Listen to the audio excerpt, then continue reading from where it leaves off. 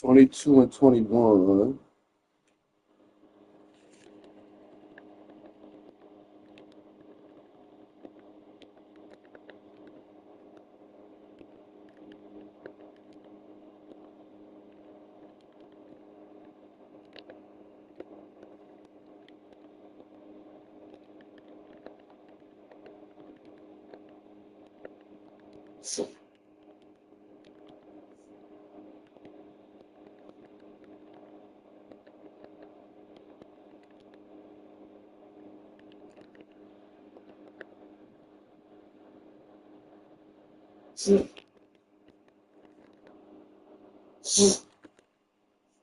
This is good off Paris. Give me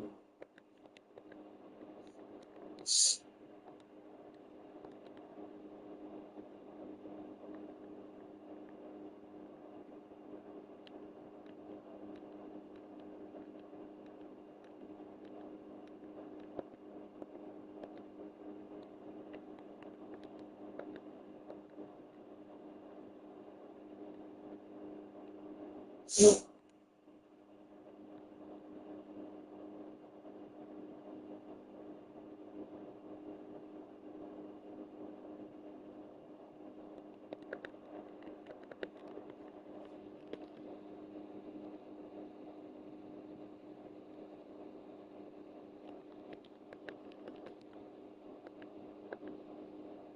3 days and 28 minutes.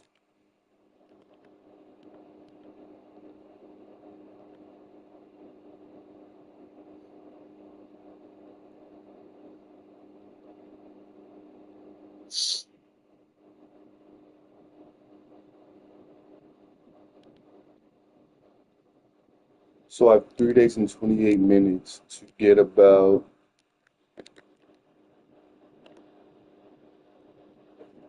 18 gold cards. Or let's round it up to 20 gold cards. How many hours per day would I have to play?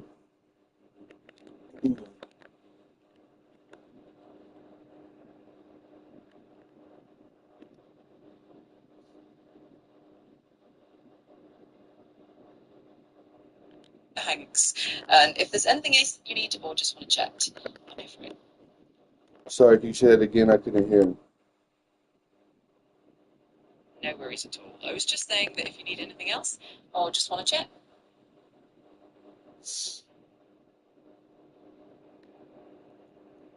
I was saying I need to get uh, 20 gold cards in 3 days and 28 minutes. How many days and how many hours per day would I have to play? All right, let's break it down.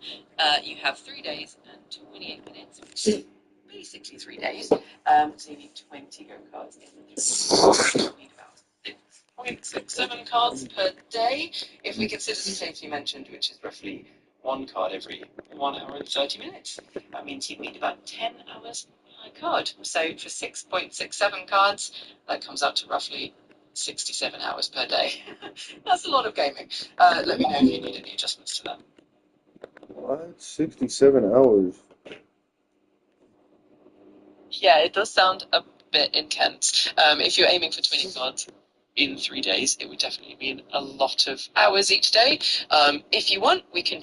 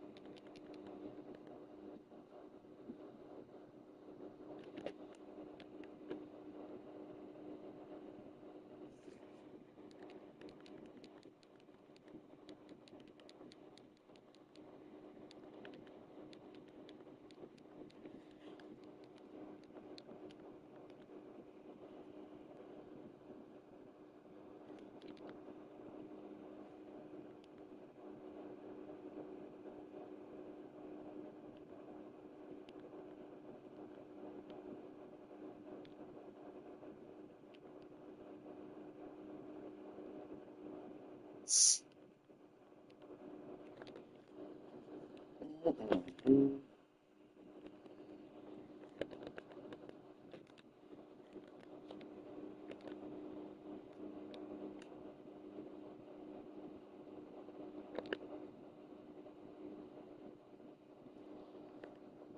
no, you got the calculations wrong. It takes an hour and 30 minutes to get one gold card, and I need 20 more. So how many gold cards do I have to get per day if I have 3 days left? How many hours per day would that be?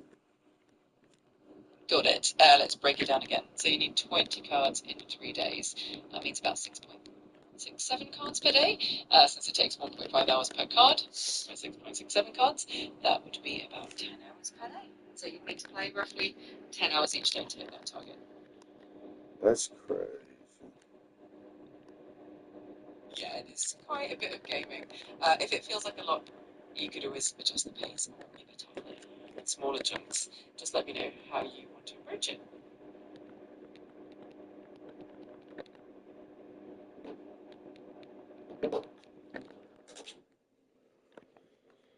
She don't want me. She said she good off Craig. She don't want me getting over.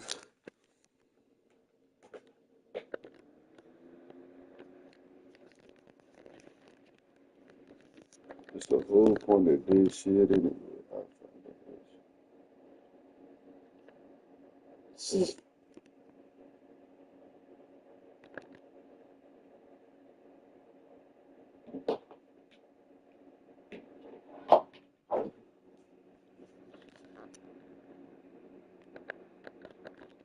Why does theology school create atheists like me? I am Britt Hartley here at No Nonsense Spirituality. I'm the atheist spiritual director, and I thought I'd share my story of how I lost my faith in theology.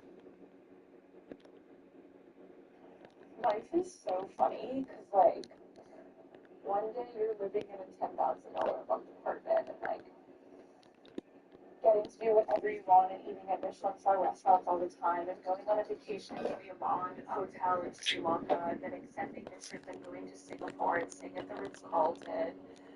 And you're with this man who you think you're going to marry, who's made you financially dependent on him over the course of the relationship, and then you get into a fight one night.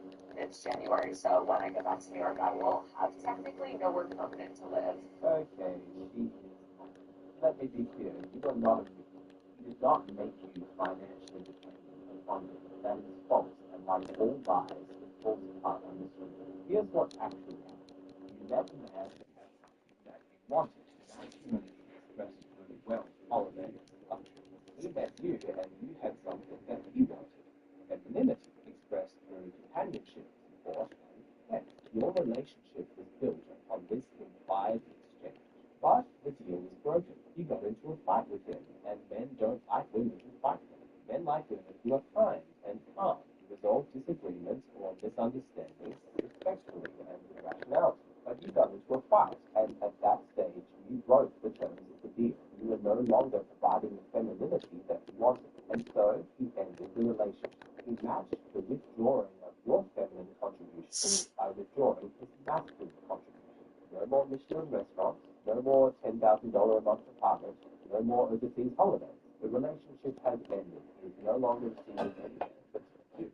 You no longer get anything from him. At no point in the relationship did he ever make you financially dependent upon him, any more than you made him a push. Of your own free will, without coercion, chose to be voluntarily reliant upon each other as a mutual exchange in a relationship. If you wanted to be financially independent, you could always work and earn your own money. You made the decision to not do that. Don't blame him. That was your choice to take accountability. Or, if you did not want to work, you should have been more diligent in making sure that you kept providing value to him. If he is funding a luxury lifestyle for you, then you probably expect in return gratitude, extra generosity, and certainly no fight. Your role is to make his life easier and more enjoyable, not more. If you wanted continued access to his money, you should have done a better job at providing him what he wanted to believe that you have, that because he funded your lifestyle, that means that he made you financially dependent upon him. It's false, because it treats you as though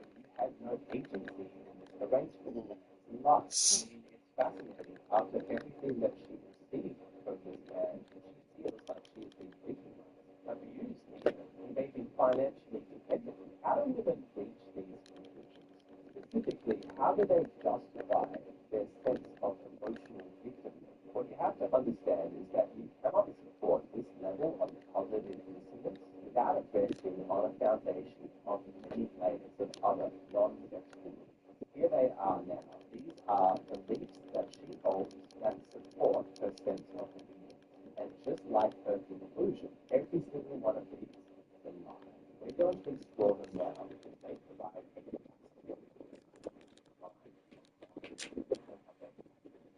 But first, while it's important that any conclusion that you reach is supported by fact and logic, it's equally important that your pants are supported by a stylish belt, one with a customized appearance that enhances your unique outfit. Luckily, the sponsor of today's video, Hanson Belt and Buckle, does exactly that. And they do this with a new technology that completely revolutionizes how belts are made.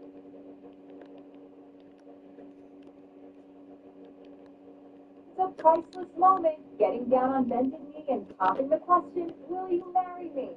And what a magical setting for these young American tourists, the Greek island of... I feel like we're coming back to that. I think that there is a God shaped hole in people's heart that has to be filled somehow. I think it's going to be filled with addictions and politics and tribal thinking, or it's going to be filled with God again. And so I think that people increasingly, They were looking at the head of women. yeah, very. I think our people need to repent and beg God. I mean, I agree with that. I think it's deeply important for people back here. If this isn't the actual most cliche argument for the necessity of God, or the obviousness of God, then I don't know what is. I would be surprised if even one of you watching has not heard about the God shape. So today, my hope is to crush this once and for all. Let's jump into point one of tackle this. And I'm not even sure what to call it again, maybe an argument, but it's not. That is actually point one. It's a marketing scheme. This phrase is not evidence for God. This is a poetic metaphor. It sounds emotionally appealing. Again, why it mattered to me when I was young, but it offers data, logic, not even the explanatory power behind it. It's like saying there's a Zeus shape or a Horus shape. You're just asserting the conclusion you already wanted to reach. Yet these people talk about it like it's some great discovery of mankind, that what we're really missing is God. But it's not a discovery at all. It's a diagnosis that already assumes that God is A, real, and B, needed. Which leads me to point two, which is that this is a false dichotomy, fallacy. That we can either only have God, or Shapiro gives us three examples. They were addiction, policy, or tribalism, which is awareness. That's an absurdly limited thinking. Notice how all negative to separate God what's good.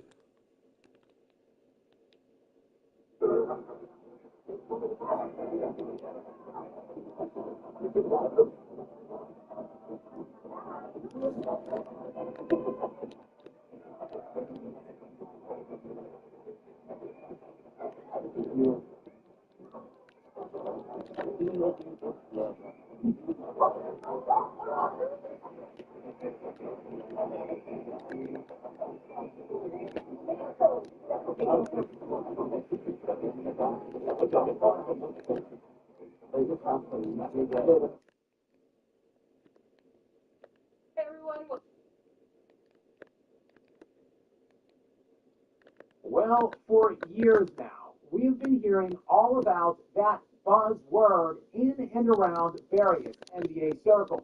You know the one. It has permeated and infiltrated nearly every front office staff now, with various nerds obsessed with analytics and a collection of acronyms, all made up with the end goal design of enhancing and promoting efficiency. There has been a net trickle-down effect in the way we view superstars now and how efficient they are. But while it makes sense to compare and contrast the efficiencies of peers within the NBA who played in concurrent eras, it remains outright impossible to adequately gauge the level of efficiency of one player versus another who played in eras that do not line up, particularly the players that resided in the NBA during the time frame of 1995 to 2013, the unequivocal and undeniable dead ball era of the NBA, where pace of play, spacing, and overall scoring were at historic and unprecedented low points. Anyone who played most of or all of their prime during that span of time will unquestionably look far less efficient than players who played literally any time before or after. And for some reason, there is primarily one player most penalized, with his legacy being impugned for his perceived of efficiency. I guess the selfish shot chucker Kobe Bryant, who is now most recently being dragged for his poor shooting performances in the finals. But what if I were to tell you that Dirk Nowitzki, who is routinely celebrated as having one of the great playoff runs and final performances ever in 2011, shot just 41% in the six-game final series against the Miami Heat? Because efficiency and field goal percentage wasn't the be-all and all back then when real defense was being played. Further, if Dirk was worried about all of that nonsense, he likely would have been too afraid to take all of those difficult shots in clutch time, and he would have lost the series. Like someone else we all know who also participated in that same series on the other side, such as when LeBron scored 8 points in an entire game in which he played 45 minutes up, or like how LeBron scored exactly 0 clutch time points for the entire 6 games combined. After all, you can't miss shots if you don't take them. But how about when the big fundamental Tim Duncan shot just 42% in the 7-game final series in 2005? Or how about the fact Michael Jordan shot only 41% in the 1996 NBA Finals against the Supersonics on the heels of a 72-10 regular season? Oh, the Last Dance final series in 1998 against the Utah Jazz? Yep, also only 42% for his errors in that one. And that match, the Game 6 finale, arguably the greatest individual game ever played, with all things considered and factored in, yeah, just 15 of 35 from the field. But see, nobody cares. For Kobe, though, of course, it all matters. But as always, that is because then you simply aren't taking into account the context. And for that, you have to go back to the 1995-96 league year. The aforementioned one where the Bulls set the all-time record for wins in a regular season, going 72-10, and Michael Jordan, who won his 4th league MVP and 4th NBA championship to go along with the historic regular season win total. But something else very prominent happened that season, and for the first time since 1956, league-wide scoring averages dipped below 100 points for a full NBA season. The first time in nearly 40 years to that point, and the only time in post-merger modern NBA history beginning in 1976. From that year and running all the way to 1990, averages held right around the 110 point per game threshold until, that is, the early 90s, and that sharp drop-off in scoring would only ratchet up to the next decade of the 2000s when scoring would hit historical low points in the 2003-2004 season, and league-wide scoring bottomed out at just 93.4 points per game. And as a response, the league decided they needed to start litigating out defense in an attempt to elevate scoring back up. And in 2004, hand checking was removed. Still, though, the players that were already in the league during the early to mid-2000s had already been instilled with the mindset to defend and defend aggressively, despite what the rule changes around them at the time were. So while scoring would see an immediate and rapid uptick from 93 points to 97 in just one season, league-wide averages as a whole would remain in the 90s over the next 10 years that would follow from 2004 to 2013. But starting that year, the league broke back over 100 points per game, and every year that has followed since, over the last now 12 years, pace, spacing, and overall scoring have been exploding until here we are, sitting at 114 points per game for the last 3 seasons now, which is the most since 1967. Smack dab in an era that has spanned over a decade now, where scoring efficiency and stats just continue to rise. Look at the eruption in 60-point games currently. From the 1970 season and running all the way until 2013, there were only 22 total 60-plus point games. That's 22 in 43 years. And in the 11-year span, running from 2014 until today, there has now been 37. And the same is true about all stats across the board. You can even go further back for this triple-double stat. From 1950 to 2014, that would be 64 years. There were 27 seasons where a player recorded 10 or more triple-doubles. Not 27 different players, as some did it multiple times, just 27 total seasons with a player recording a minimum of 10 in one league year. And again, that was in 64 years.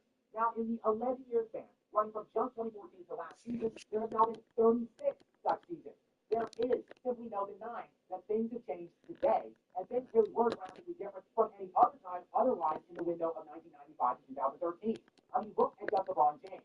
For the first 9 years of his career, frame of 2003 to 2012, he was shooting just 48% from the field, despite shooting a substantial amount of his shots from 5 feet and into the basket. So even while taking a high level of efficient shots, he still failed to break 50% shooting percentage. In the last now 13 years that followed, James is shooting 53% from the field. A 5% increase, basically from one decade to the next, is significant. Hell, let's even take a look at the real GOAT, Michael Jordan, who shot a meaty 52% from the field for the first 9 years of his career, running from 1984 to 1993. But in the final 6 seasons of his career, from 1995 to 2003, Jordan's shooting percentages dipped 6 percentage points to just 46% over that span of time. Are you starting to see a trend here? Now imagine a player who had to play their entire career over that span of time. Kobe Bryant was drafted in 1996 and ruptured his Achilles in 2013, effectively ending his career. And every player that played the vast majority of their primes in that span have been punished when compared to any players who were lucky enough to play significant chunks of their prime outside of it. So when you're wondering why Kobe's efficiency metrics look so bad, the answer is because all of the players during that time look bad. There are 3 total players ranked inside the top 30 on the all-time player efficiency rating scale that played the vast majority of their prime within the range of 1995 to 2013. Those 3 players are Shaquille O'Neal, Tim Duncan, and Kobe Bryant. I mean, obviously Anthony Davis isn't a greater player than Tim Duncan, but his PER is higher. Just like Karl Anthony Towns is higher than Kevin Garnett and Dirk Nowitzki. In fact, there are 13 players ranked in the top 30 all-time in PER that have played most of their primes in this era. They're not necessarily better players, they're just playing in different, more efficient times. Now, if you want to compare them against each other, well, that is totally fair. Looking at Nikola Jokic's absurdity in being the number 1 ranked player ever in PER by a significant margin, about a full point and a half better than LeBron, well, if you want to make the case, with all of the surrounding resume points Jokic has constructed in this era, that he is the best player of the post-2010 time frame, well, that is a totally valid case.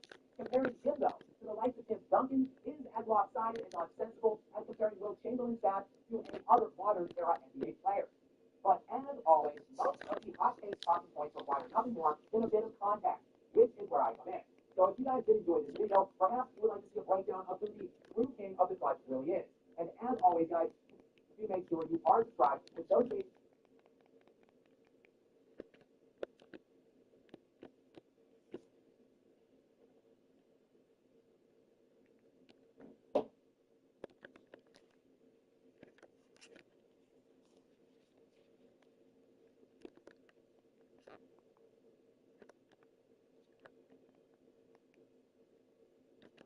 This video, I got the S3 GK5 in 2025. I did some widgets.